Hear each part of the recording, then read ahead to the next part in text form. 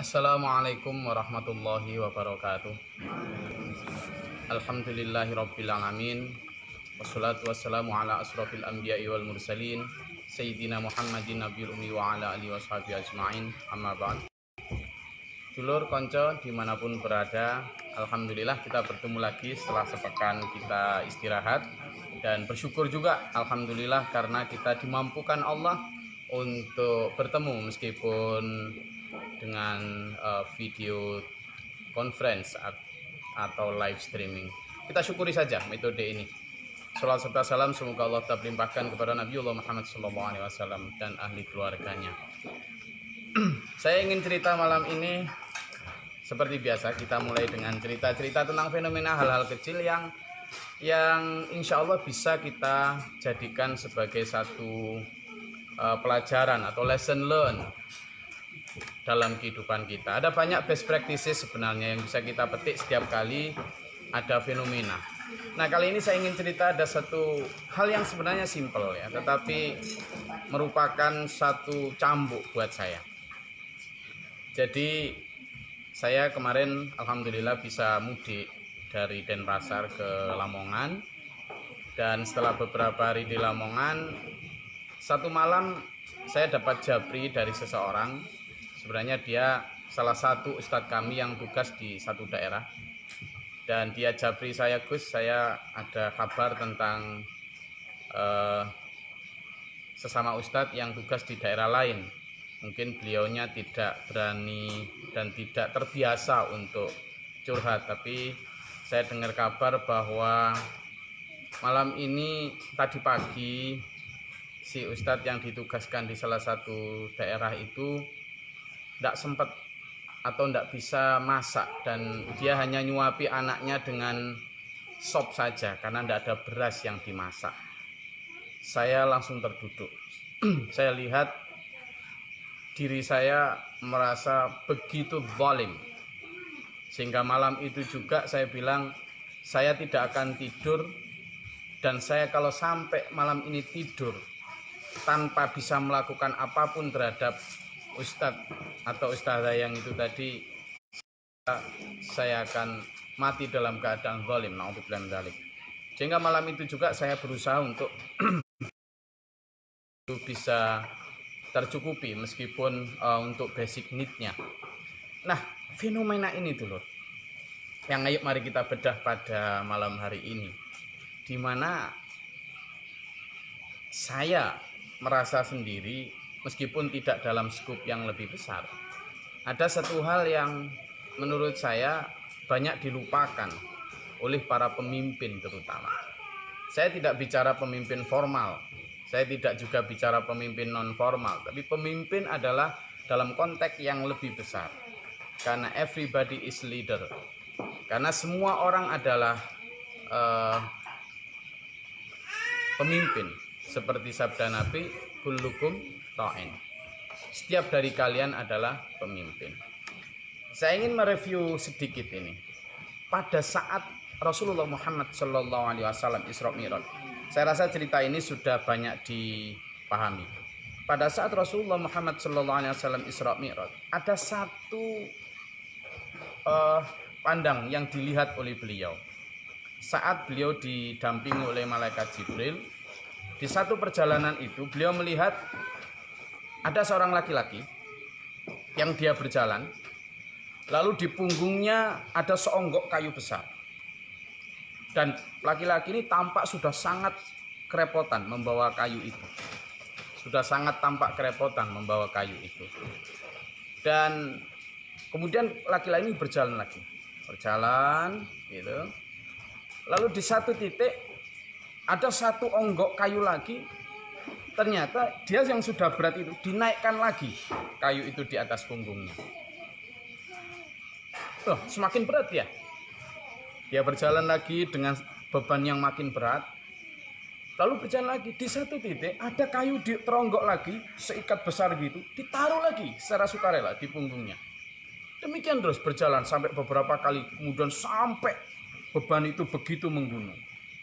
Lalu Nabi Muhammad melihat dengan iba dan kemudian bertanya kepada malaikat Jibril, "Ya Jibril, apa arti fenomena ini? Ada apa sebenarnya?" Lalu malaikat Jibril menjawab, ya Muhammad, sesungguhnya itu adalah umatmu atau manusia tentang beban yang dia tanggung ketika hidup.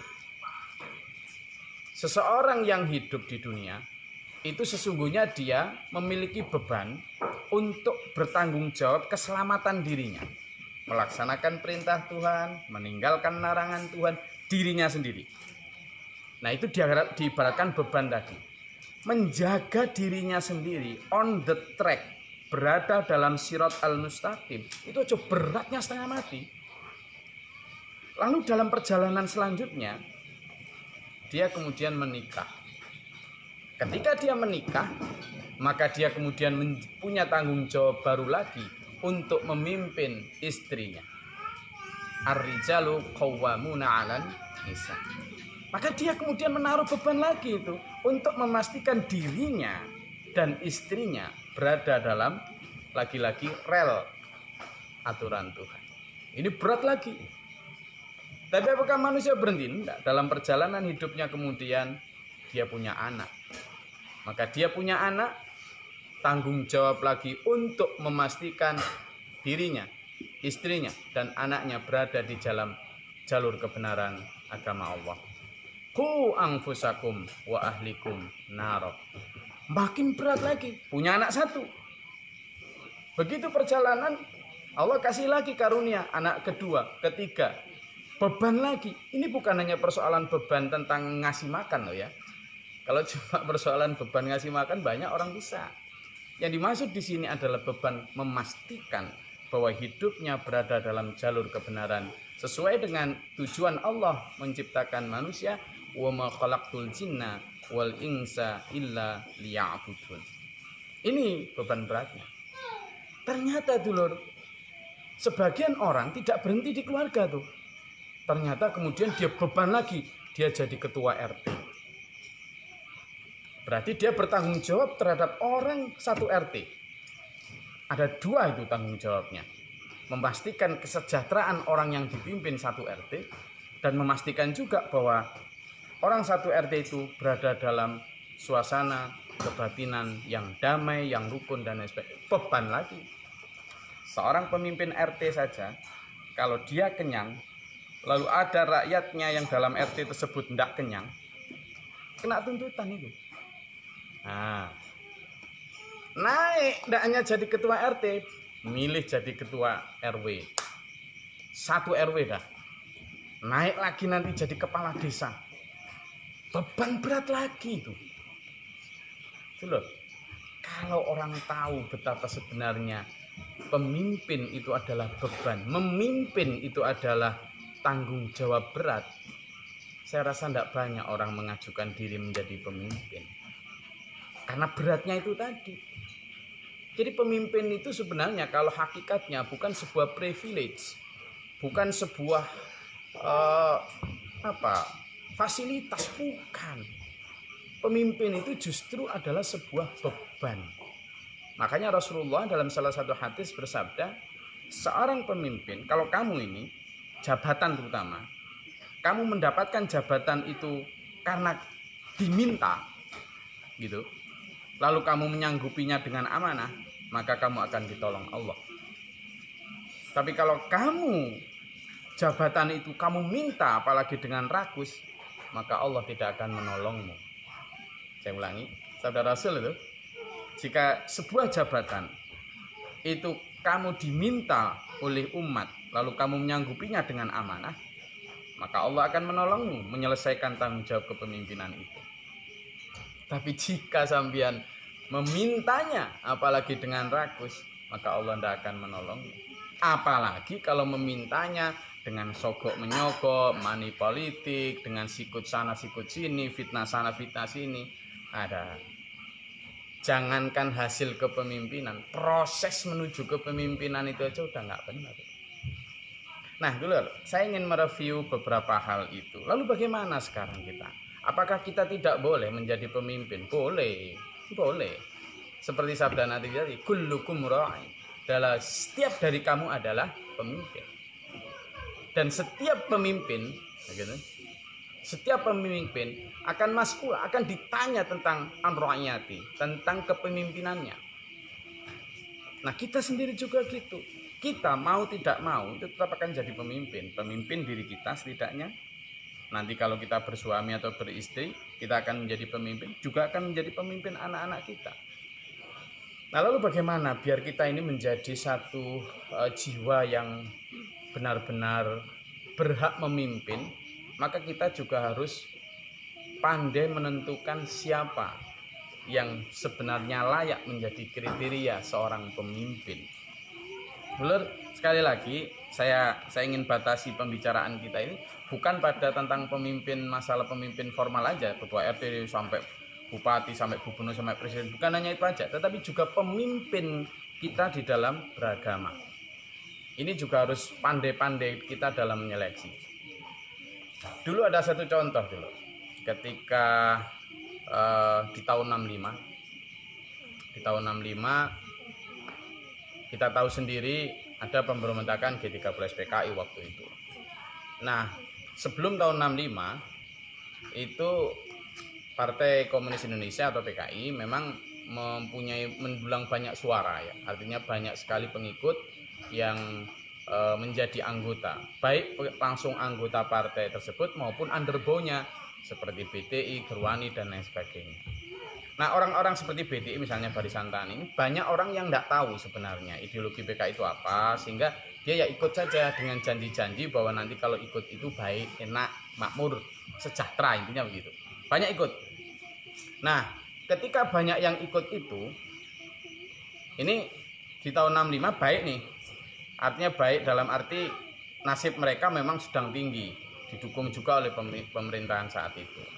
Nah, di saat tahun 65 kemudian terjadi pembunuhan 7 jenderal itu, pendulu mulai berubah tuh. Kemudian kita tahu fakta sejarahnya. Orang-orang yang di bawah di tingkat grassroots banyak yang kemudian dibunuh. Orang-orang PKI yang tidak tahu banyak juga, yang tidak tahu ideologi banyak. Sampai di desa ibu saya itu juga terjadi begitu. Mungkin pembaca bisa membaca salah satu tulisan saya di Facebook saya juga. Saya kasih judul Romantisme Tragedi. Di sana saya lebih detail ungkapkan tentang hal itu. Saat itu dulu saya ingin menyoroti dari sisi kesalahan dalam memilih pemimpin.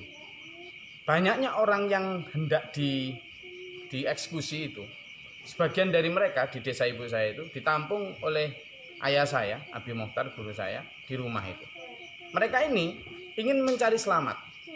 Nah, orang-orang di bawah ini salah satunya menghadap ke pemimpinannya.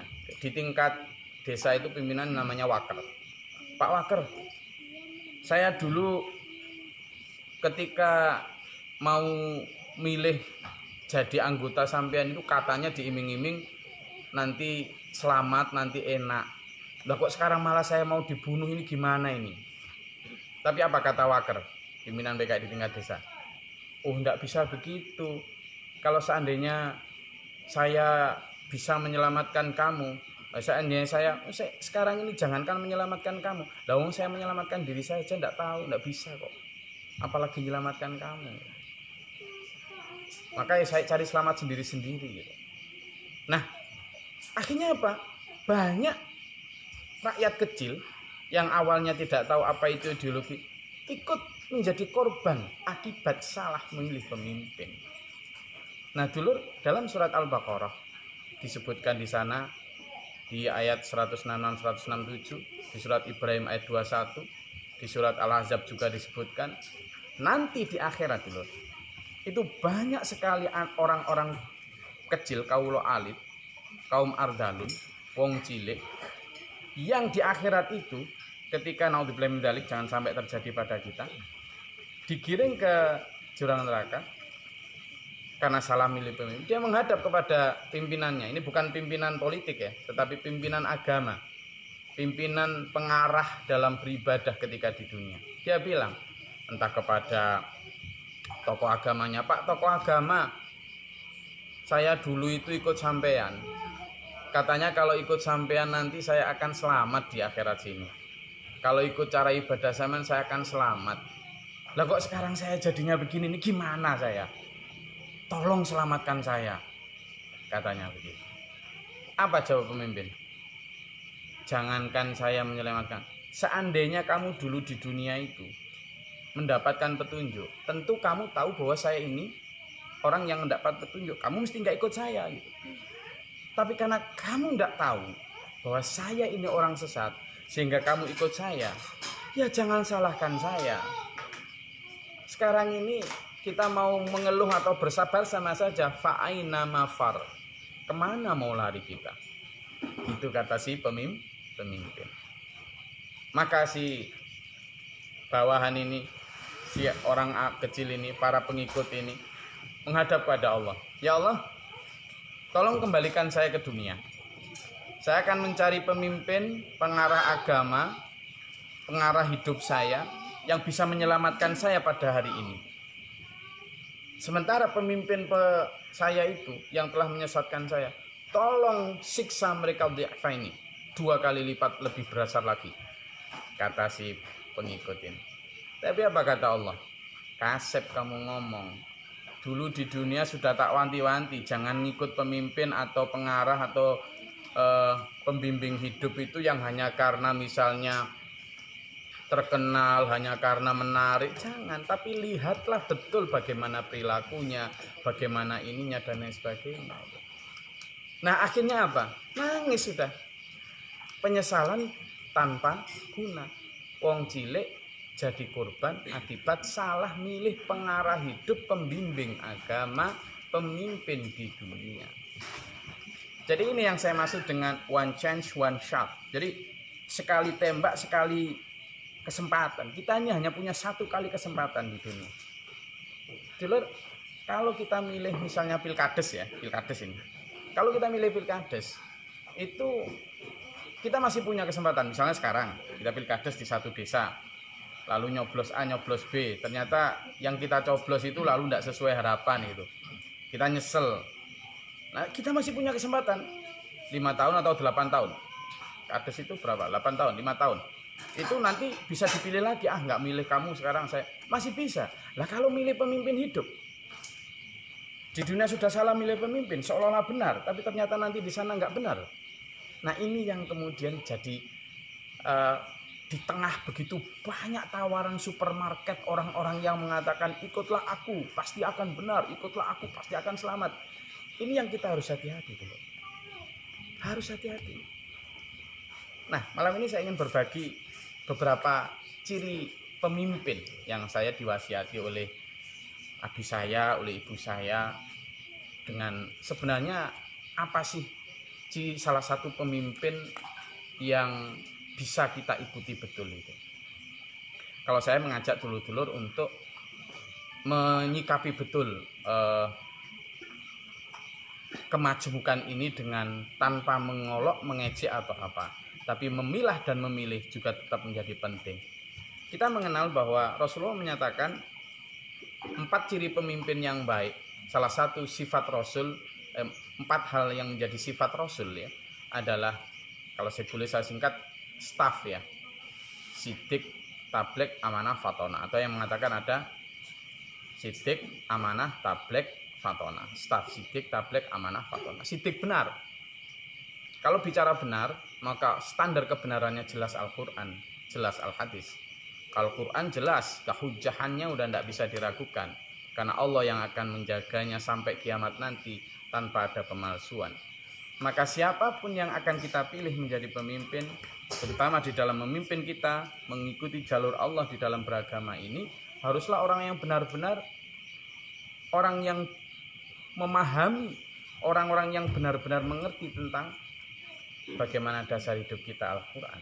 Menyandarkan hidupnya selalu kepada Quran dan hadis.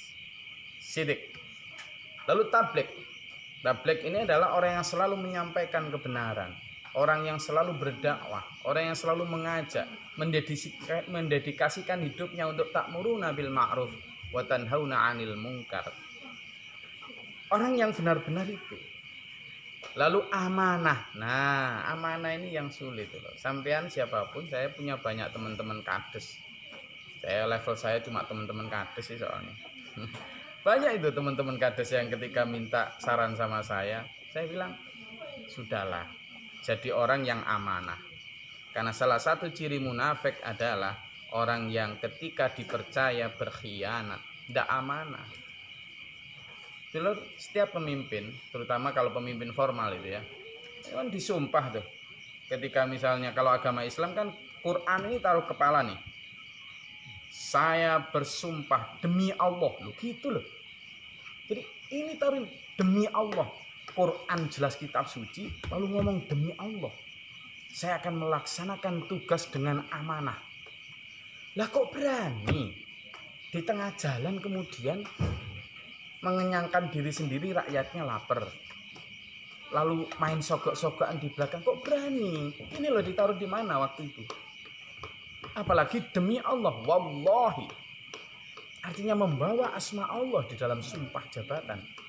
Lur, saya tidak menuju 1-2 orang atau 1-2 subjek jabatan. Ada ribuan jabatan di Indonesia. Kalau itu di pemerintahan, ada juga ribuan jabatan di perusahaan-perusahaan swasta.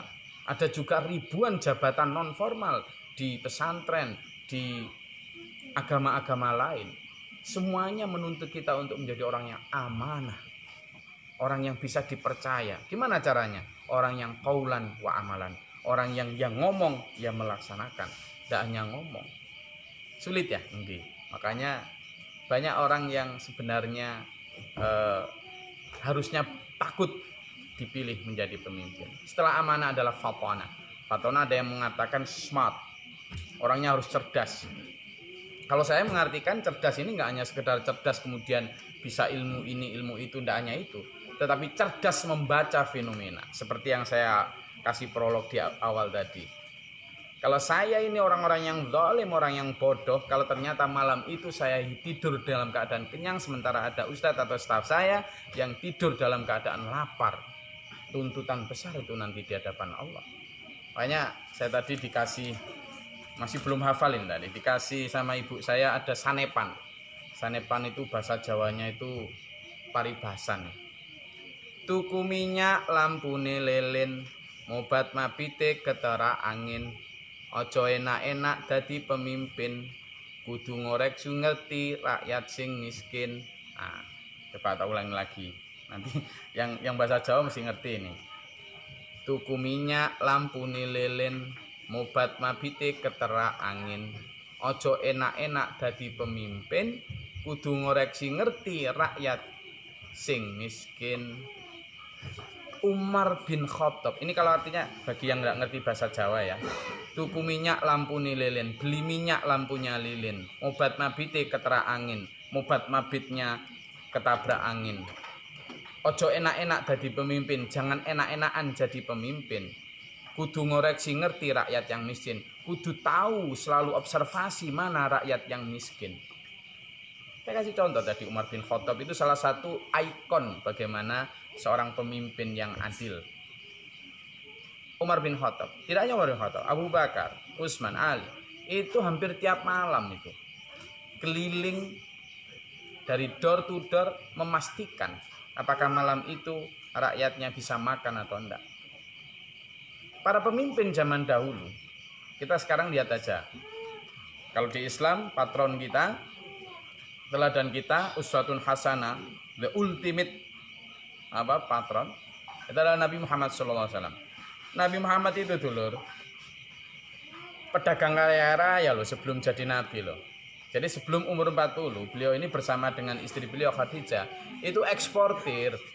Jadi dari Mekah itu bawa dagangannya sudah sampai ke negeri Syam. Itu udah antar negara itu. Bisa dibayangkan betapa kayanya. Tapi begitu jadi Nabi, begitu mendapat tugas kerasulan, lalu berkhidmat untuk umat, melayani umat, berdakwah kepada umat, amar ma'ruf nahi mungkar, hartanya mulai dikit tuh habis. Kenapa? Ya dipakai untuk perjuangan. Tidak sempat lagi mengumpulkan harta. Jadi sebelum jadi pemimpin kaya raya, setelah jadi pemimpin hampir habis hartanya untuk kepentingan agama. Abu Bakar sama, saudagar juga. Dan begitu juga Umar bin Khattab sama, Utsman, Ali sama, begitu. Nah, fenomenanya begitu. Saya tidak kok mengajak sama lalu jadi miskin, enggak. Tapi fenomenanya sekarang kan kebalik. Ya toh? Sebelum jadi ustadz atau sebelum jadi kades enggak terlalu punya harta. Tapi begitu kok sudah jadi pemimpin kok terus jadi punya, dari mana itu? Nah, ayo kita tanyakan itu dulu. Makanya tadi itu tuku minyak lampu lilin, mobat mabite ketra angin. Ojo enak-enak dadi pemimpin kudu ngoreksi ngerti rakyat sing miskin. Berat. Makanya salah satu dawuh abi saya itu dadi pemimpin itu kudu weruh lugore godhong sak lembar. Harus tahu bahkan jatuhnya selembar daun. Kalau seandainya misalnya di satu komunitas yang kita pimpin, ternyata ada orang-orang miskin, ada orang-orang yang tidak bisa makan, saya nggak bisa membayangkan gimana tanggung jawab nanti di akhirat kita. Jangankan mimpin satu desa, satu kecamatan, satu kabupaten. Lawang kita kadang mimpin anak 1, 2 sama istri aja udah. Ciri lain dari pemimpin yang baik adalah pemimpin yang bertanggung jawab dunia sampai bertanggung jawab akhirat. Bertanggung jawab dunia akhirat. Makanya tadi dalam surat Al-Baqarah 1617 kemudian surat Ibrahim 2 dan seterusnya tadi itu adalah bahwa sekarang kepemimpinan itu ditanya tentang tanggung jawab di dunia sampai tanggung jawab di akhirat. Di dunia tentang kesejahteraan di dunia, di akhirat tentang keselamatan di akhirat. Makanya jangan gampang-gampang kita ini jadi pemimpin. Nanti ditanya di akhirat tentang siapa yang kamu pimpin, bagaimana yang kamu pimpin, kamu arahkan kemana. Kamu kenyang, kenapa yang kamu pimpin tidak kenyang. Kamu punya baju, kenapa yang kamu pimpin nggak punya baju. Kamu enak-enakan tidur di kasur sofa empuk, padahal yang kamu pimpin, baik kamu pemimpin agama maupun pemimpin pemerintahan, lalu tidak kenyang. Ya Allah, saya sekarang hanya bisa nyampaikan dulu. Bagi siapapun ini, saya tidak punya afiliasi politik. Nah, saya benar-benar mengajak kepada semua pemimpin di semua lapisan, dalam semua jenis kepemimpinan. Sampean dan saya akan ditanya Allah itu nanti. Sekarang mungkin kita bisa bersilat lidah. Oh enggak gitu, oh enggak gini dan lain sebagainya. Tetapi nanti di akhirat bukan lidah ini yang ngomong. Tetapi wa tukallimuna aydihim wa tashhadu arjuluhum bima kanu. Jadi yang berbicara nanti adalah itu. Yang bersaksi adalah kaki. Mulut dikunci. Termasuk tentang kepemimpinan. Jadi di sanalah kita kemudian harus benar-benar mengoreksi nih tentang kepemimpinan kita. Oke, kalau sekedar bagaimana bisa menjadi itu banyak bisa. Apalagi sekarang ya maaf kata, kalau misalnya tentang suara, tentang apa itu manusia sudah pandai sekarang. Tapi lebih dari itu adalah apa yang akan kita pertanggungjawabkan. Untuk apa dulur? Kita misalnya hanya 5 tahun, 7 tahun atau jadi pimpinan pengajian hanya sekian tahun sampai mati, kita perjuangkan mati-matian biar jadi pemimpin, tapi ternyata nanti di akhirat malah bebannya berat. Gitu loh. Makanya kita ini harusnya ketika siap dipimpin juga siap memimpin. Sekali lagi itu yang bisa kita bahas pada malam hari ini. Inti dari kepemimpinan adalah tanggung jawab. Inti dari kepemimpinan adalah careness. Apa? Tentang kepedulian. Jadi kalau kita memimpin dengan jiwa kasih, insya Allah nanti akan kembali kepada hadis Nabi tadi. Kalau kamu memimpin karena diminta dan mengambilnya dengan amanah, insya Allah kamu akan ditolong oleh Allah di dalam menyelesaikan amanah kepemimpinanmu.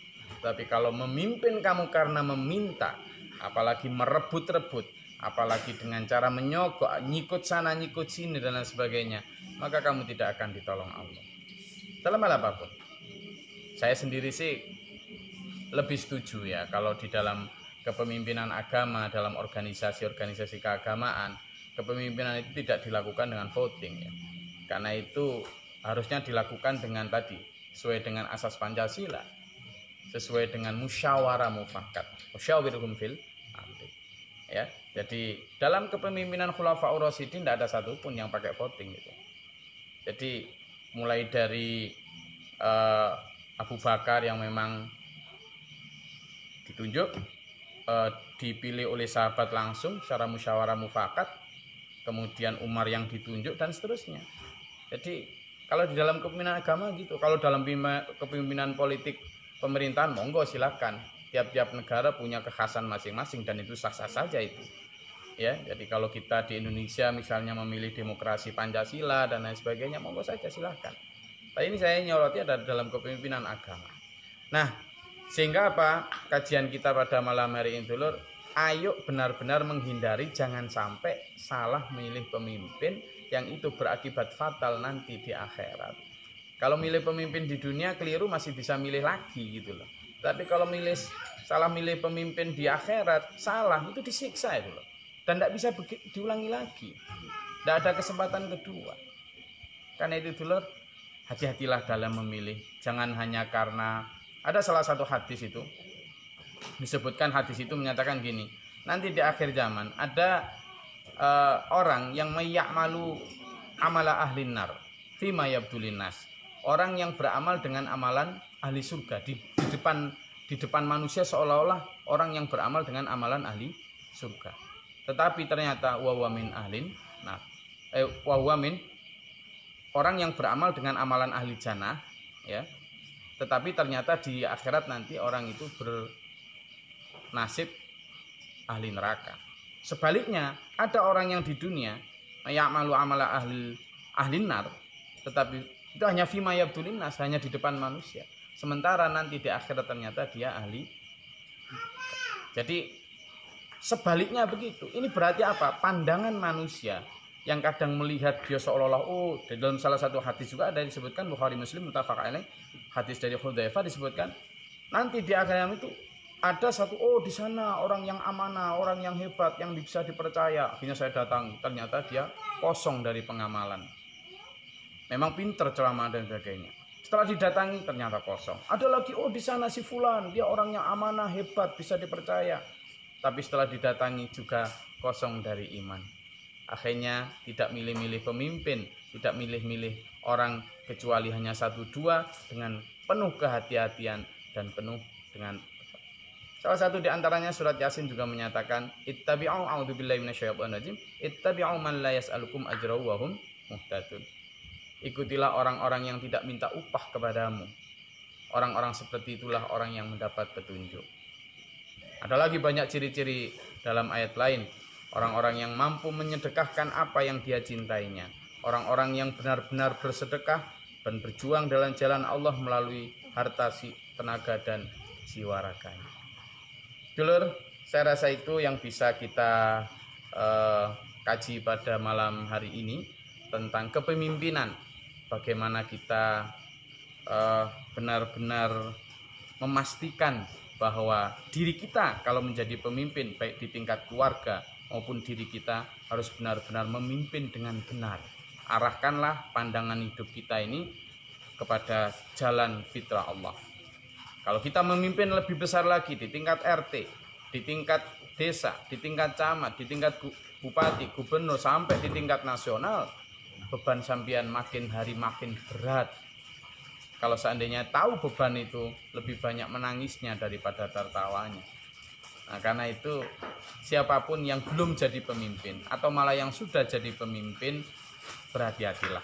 Berhati-hatilah. Kalau memang tidak mampu, jangan minta jadi pemimpin. Kalau sampean mampu dan diminta, tidak apa-apa, ambillah itu sebagai amanah. Tetapi sampean harus tahu resikonya yang luar biasa besar. Saya rasa itu dulur yang bisa saya sampaikan pada malam hari ini. Mudah-mudahan bermanfaat dan berfaedah. Awasi diri kita, awasi keluarga kita, arahkan diri kita, arahkan keluarga kita. Baik ketika menjadi pemimpin yang sidik, amanah, tabligh, fatonah, adil dan bijaksana. Kalaupun kita yang dipimpin, pilihlah pemimpin yang benar-benar sesuai dengan aturan Allah, yang benar-benar bisa menyelamatkan tanggung jawab diri kita di dunia sampai di akhirat. Karena pemimpin itu tidak hanya di dunia. Sekarang banyak pemimpin yang jangankan di akhirat bertanggung jawab, di dunia aja tidak bertanggung jawab. Gitu. Jadi pemimpin tapi tetangganya nggak bisa makan, nggak tak, dia kenyang, santai aja. Nah ini jangankan di akhirat, di dunia aja lo nggak tanggung jawab. Maka carilah orang-orang yang benar-benar care, orang-orang yang benar-benar adil, orang yang benar-benar amanah, orang-orang yang benar-benar mampu dan dimampukan Allah untuk membawa kesejahteraan kita di dunia sampai di akhirat nanti. Terima kasih, mudah-mudahan Allah memberikan kepada kita kemampuan memimpin dan kebenaran dalam memilih pemimpin, sehingga kita diberikan karunia Allah berupa kesejahteraan di dunia sampai kesejahteraan nanti di akhirat. Terima kasih. Bila taufiq wal hidayah. Assalamualaikum warahmatullahi wabarakatuh.